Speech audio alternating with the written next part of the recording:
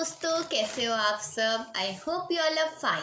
तो आज मैं आपको सुनाने वाली हूँ अकबर बीरबल की कहानी स्वर्ग की यात्रा, Birbal's journey to heaven in Hindi. तो दोस्तों, ये कहानी बहुत ज़्यादा मज़ेदार और बहुत ही ज़्यादा अमेजिंग होने वाली है। बट कहानी को सुनने से पहले वीडियो को लाइक कर और चैनल को सब्सक्राइब कर दो।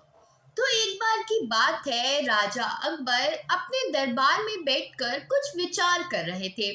तभी अचानक उन्हें ख्याल आया कि उनकी दाढ़ी और बाल काफी बढ़ गए हैं। इस ख्याल के आते ही उन्होंने अपने एक दरबारी को बुलाकर नाई को फौरन हाजिर होने का आदेश दिया। राजा का संदेश मिलते ही नाई महल पहुंच गया। महल पहुंचकर नाई राजा की हजामत बना ही रहा था कि कहीं से एक कौवा वहां आकर बैठ जाता है और काव काव करने लगता है। राजा अकबर नाई से पूछते हैं, यह कौवा काव काव क्यों कर रहा है। इस पर नाई जवाब देता है, यह आपके पूर्वजों का हालचाल बताने आया है।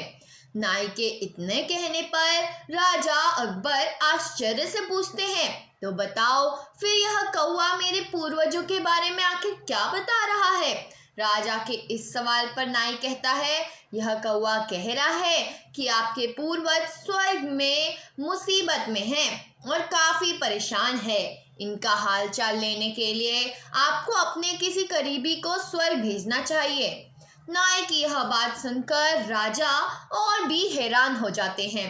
राजा अकबर आश्चर्य से नाई से पूछते हैं, आखिर किसी इंसान को जिंदा स्वर्ग में कैसे भेजा जा सकता है।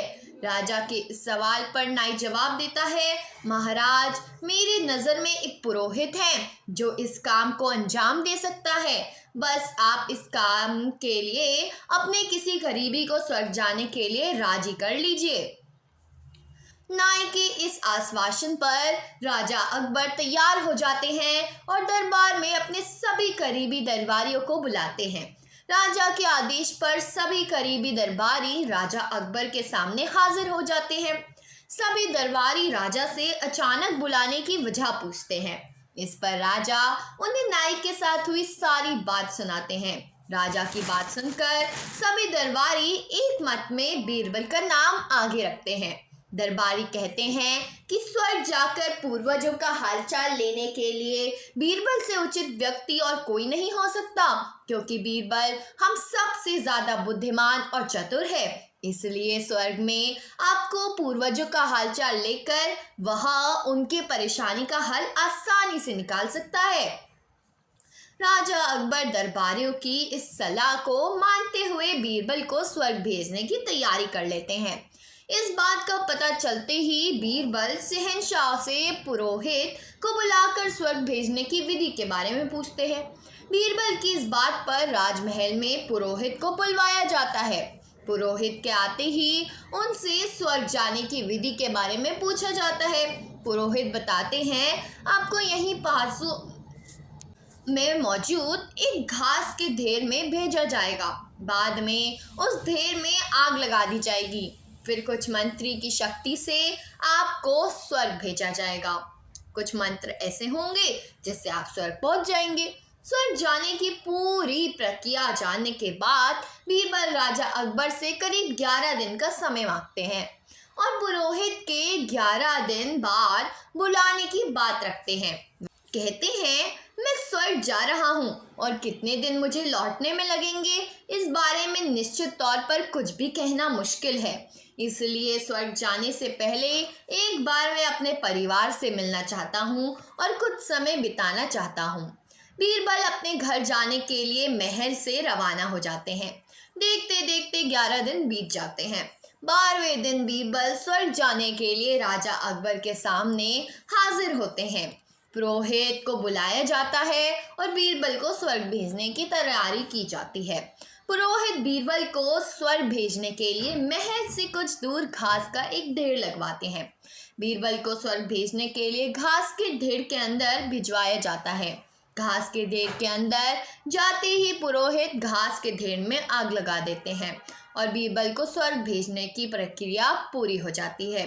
धीरे धीरे 2 महीने बीत जाते हैं और राजा अकबर को बीरबल की चिंता होने लगती है। तभी अचानक बीरबल दरबार में हाजिर हो जाते हैं।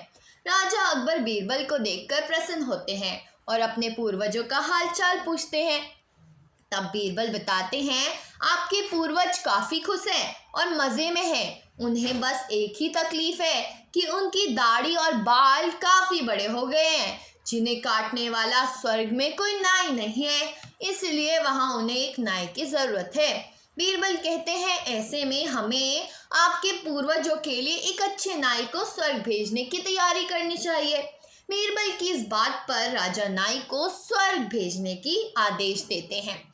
राजा का आदेश सुनकर नाई घबरा जाता है और राजा के पैरों में गिरकर माफी मांगने लगता है। नाई राजा से कहता है कि यह सब कुछ उसने वजीर अब्दुल्ला के कहने पर किया था। यह सब उन्हीं की साजिश थी ताकि वह बीरबल को अपने रास्ते से हटा सके।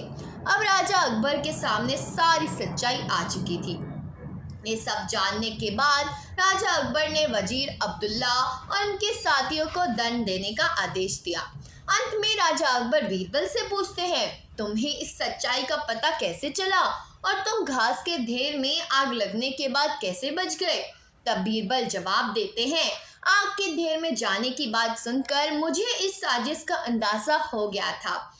इसी वजह से मैंने 11 दिन का समय मांगा था। उन 11 दिनों में मैंने उस घास के ढेर वाले स्थान के नीचे से अपने घर तक एक सुरंग बनवा दी थी। उस सुरंग के जरिए ही मैं वहां से बचकर निकल पाया। बीरबल की पूरी बात सुनकर राजा बहुत प्रसन्न हुए और बोले, वाह बीरबल वाह, यह काम केवल तुम ही कर सकते थे और कोई नहीं। तो कहानी से सीख मिलती है, बीरबल की स्वर्ग की जो यात्रा है, हमने जो कहानी सुनी उससे सीख मिलती है कि सूझबूझ से बड़ी परेशानी का हल आसानी से निकाला जा सकता है। तो दोस्तों, आज की कहानी तो यही थी। अगर पसंद आई हो तो वीडियो को लाइक करो और चैनल को सब्सक्राइब करो। तो मिलते हैं अगली कहानी में। अभी के लिए बाय बाय।